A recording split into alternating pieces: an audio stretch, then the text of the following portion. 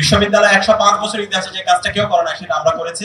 আমরা ডাকসুর পক্ষ থেকে দায়িত্ব নেওয়ার পরে বলেছিলাম আমরা বিশ্ববিদ্যালয়কে একটা স্বপ্নের ক্যাম্পাস হিসেবে বিনির্মাণ করব এবং আমরা যে কথা দিয়েছি সেই কথা আমরা আলহামদুলিল্লাহ রেখেছি।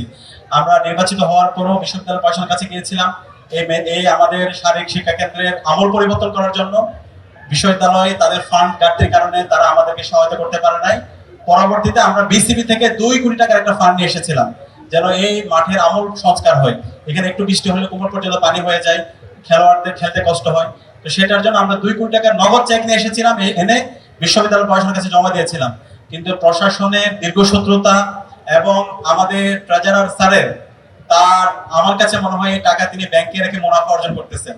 তাহলে তো এতদিন এই টাকা এভাবে সংরক্ষিত রেখে দেওয়ার তো কোনো মানে হয় না। তো সর্বশেষে আমরা গতকাল ভিসি স্যারের কাছে গিয়েছিলাম, প্রভিসি কারের কাছে গিয়েছি, প্রভিসি অ্যাডমিন এবং প্রশাসন দুজনের সাথে সাক্ষাৎ করেছি।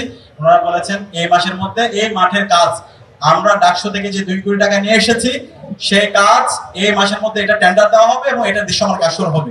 তো আমরা এই কাজ শুরু করার জন্য আপনাদের সাপোর্ট চাই। এখানে এই মাঠ সংস্কার হলে কি কোনো ছাত্র সংগঠনের লাভ হবে?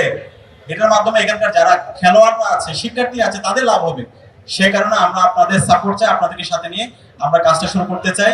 একই সাথে আজকে আমাদের এখানে বোন যারা আছে নারী শিক্ষার্থীদের জন্য বিশ্ববিদ্যালয় 105 বছর ইতিহাসে যে কাজটা কেউ করে না সেটা আমরা করেছি। আমরা 65 লক্ষ টাকা খরচ করে একটা জিমনেশিয়াম তৈরি করেছি, আধুনিক সকল সরঞ্জাম আমরা এখানে ইনশিওর করেছি।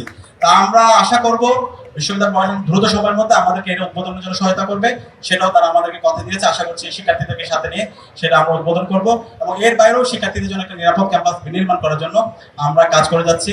তো এবং একই সাথে ডাকসু নির্বাচনটা যেন নিয়মিত হয় সেটার জন্য আমরা ইতিমধ্যে ডাকসুকে একাডেমিক ক্যালেন্ডারভুক্ত করেছি।